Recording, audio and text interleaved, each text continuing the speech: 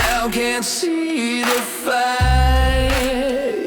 Smoke and mirrors, they lead the way, fooling hearts night after day. Welcome to the show, it's all pretend. Howdy guys, and welcome. We're going to try something new.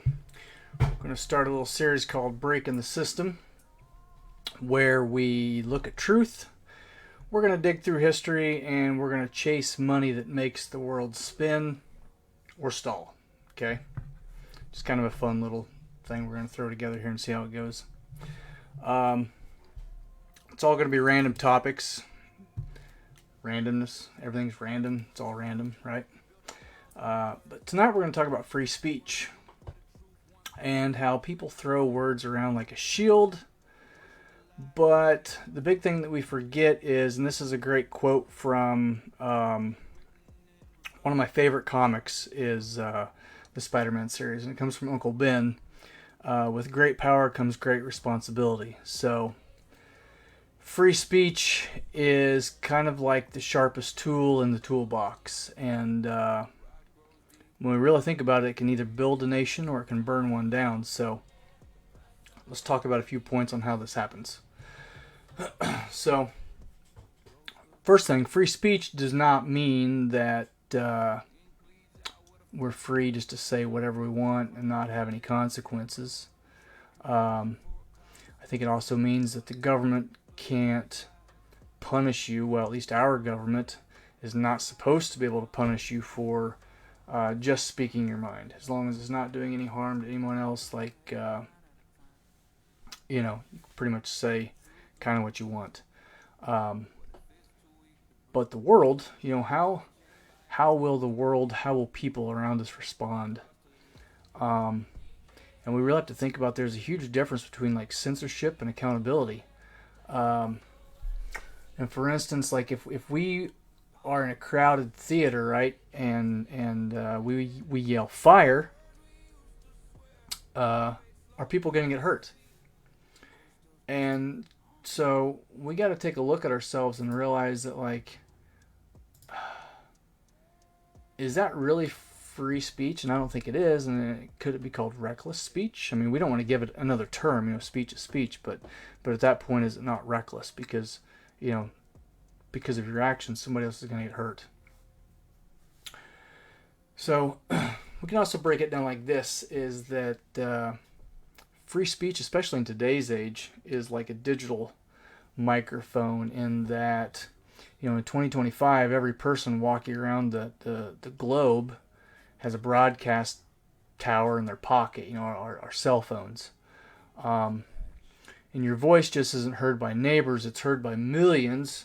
And the proverbial algorithm, which is the internet, which is soon to become blown up by AI. Like, if you think AI is big now, like we're like right here. I mean, AI is going to be vastly bigger than anything that the world has ever seen. I mean, if you think that the .com bubble was big, like AI is going to blow that out of the water by like 1,000 times, if not bigger.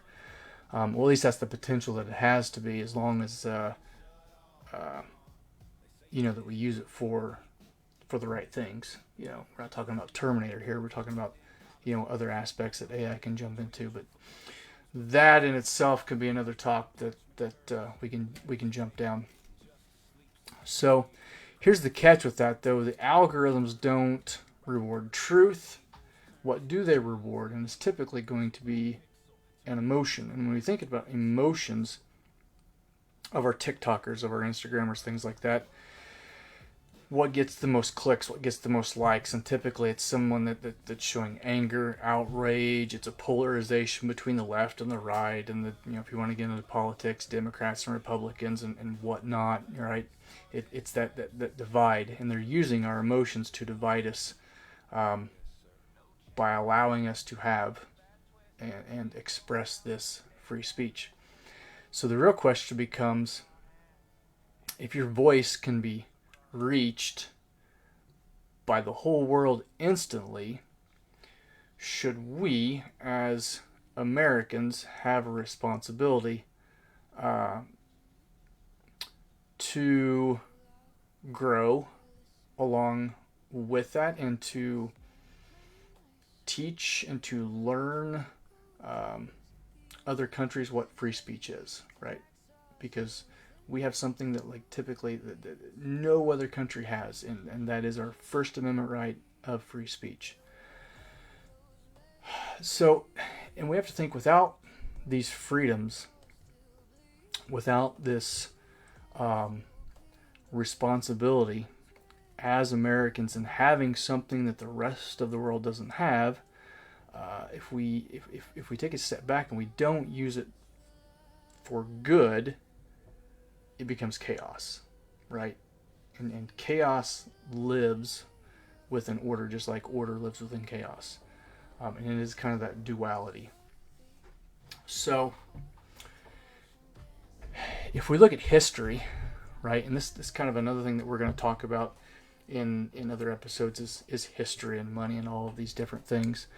But history has warning labels. History has receipts, because we get our history from the victor. And what does the victor tell us? And even if the story itself, if the outcome is false, we're still getting a story from that, right? But whose opinion isn't, and what and how are they telling us? And that in itself is a form of speech. So the world really starts with revolutions, and that starts with words, right? Words start revolutions. Words can topple empires, and words can blind entire populations, or, like just recently, I truly believe that spoken words in the right context, in all of the right things, right? The free spoken word can wake people up and can realize, like, hey, we're going down this dark path, like we have to do something to change this, right? So we need to think about it, and think about things like one of the most powerful documents in all of modern recorded history is what would we think like the most powerful document in all of history would be, in modern history? And to my mind, that comes the Declaration of Independence, because the Declaration of Independence starts with what? Starts with words, right? And even if it's not spoken, even if it's just wrote, that's free speech. Okay. If we look at Martin Luther King, he shifted the moral arc of the nation with words, right? In trying to not divide us, which is what governments are very, very good at doing. And it does not matter what kind of government you have, whether if it's socialism, communism, which is more about control than divide, but even our own capitalism. Capitalism in the free world is all about division, right? How are they dividing us today that's different than the way that they divided us yesterday? And then we have to start looking at propaganda, especially in the 20th century, that can lead to things like war, genocide, the collapse of society, with nothing more than words. Okay, and that really is, there's an old saying where the pen is mightier than the sword, right? I mean, if I stab you with a sword and I kill you, like, I can only do that once. But if I use the pen to stab you in the mind, so to speak, with my thoughts, with my words, and in getting you to think a certain way, or to change the context of things, or even change history itself by rewriting it through my actions of words and the spoken word. And that really does cut both ways. So The next thing we'll look at is money behind speech, because everything, especially in our society in the United States with capitalism, like money runs everything, right? Free tea, McAllister's, gotta have your McAllister's. Is that controversy is powered by currency. Who has the most currency within that particular topic, and which way are they wanting us to go, right? And think of it as your people on Instagram and your TikToks and things like that. Clicks. What does clicks equal? Clicks equals cash, and the more people that you reach, the more clicks that you get, the more cash that you get. So we do get this idea of where the entire media empire is built on keeping us, the American citizens, not only afraid, but possibly angry, or kind of angry and afraid at the same time, right? When speaking becomes profitable, truth becomes optional, right? Once I could be spouting off the things that I'm saying right now could be absolutely false, but if I get a big enough backing that backs those false ideas, that truth, or the truth behind that I'm hiding, right, that truth then becomes optional. And free speech isn't just a right at that point, it becomes a marketplace, and someone somewhere is cashing in on what you are saying and how people is reacting to what you're saying. And then again, that's that whole cycle where the more clicks you get, the more people that watch, right? It just keeps running in that cycle. So where do we draw the line? Where is the line in the sand that we won't cross? And it's not about avoiding these offenses, because what I find offensive and what you find offensive is not going to be the same. So it does become very subjective.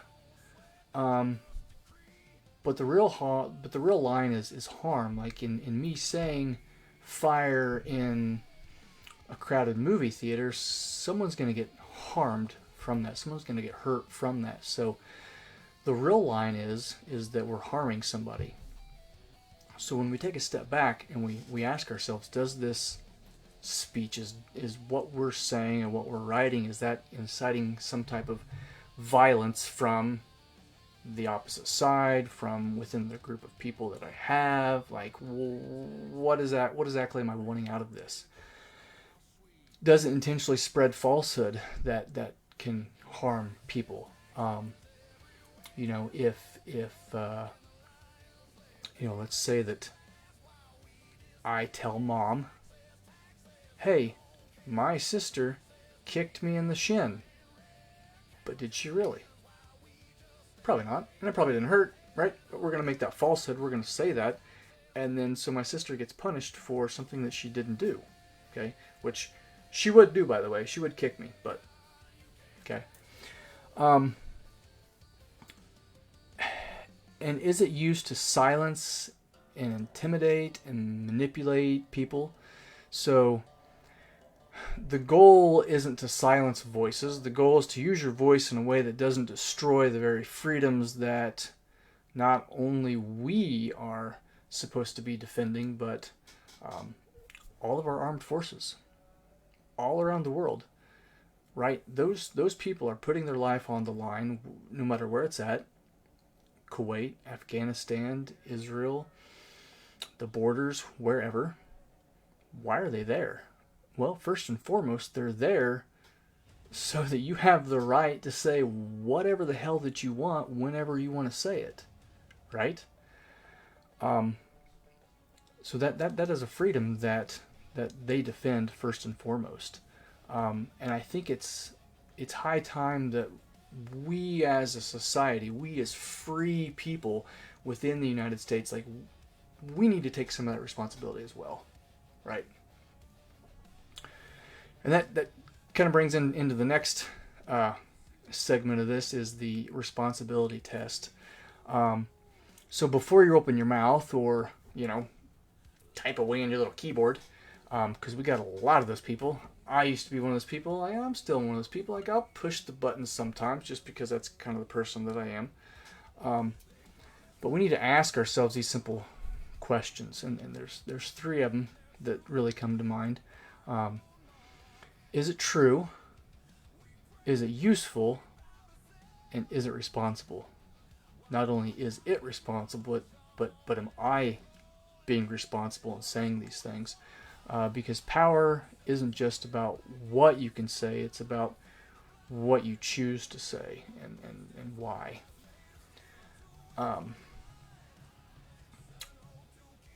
So really, in the beginning of this, and we're kind of wrapping this up, this is going to be really quick. Remember we talked about Spider-Man and Uncle Ben and this superhero. And free speech really is kind of like this superpower that all Americans have. The danger isn't in using it, it's using it carelessly. And if we want a world where truth survives in the end, where America survives in the end, where our freedoms survive in the end, where ideas can compete fairly, where all of those things actually mean something, right? I think a lot of times we don't think of our rights in the Declaration of Independence and in the Constitution, that they mean something, because there's never been a society that's had those things before. So we carry a lot of weight on the world in having those documents that our government and what we are founded on as people. So we have to carry that responsibility with us every time that we speak, every time that we write something down, every time that we click the keys on the keyboard. So I really want you to think about that. Think about, what are we saying? What are you saying? What are you typing? What are you writing? So I'm going to leave you with this. Thanks for tuning in to our first episode of Breaking the System, where we're going to talk about probably some politics. Not too much, though. We'll talk about money. We'll talk about a multitude of other things. So I want you to stay aware, stay sharp, and most importantly, speak boldly, but at the end of the day, speak wisely. Okay? Speak wisely.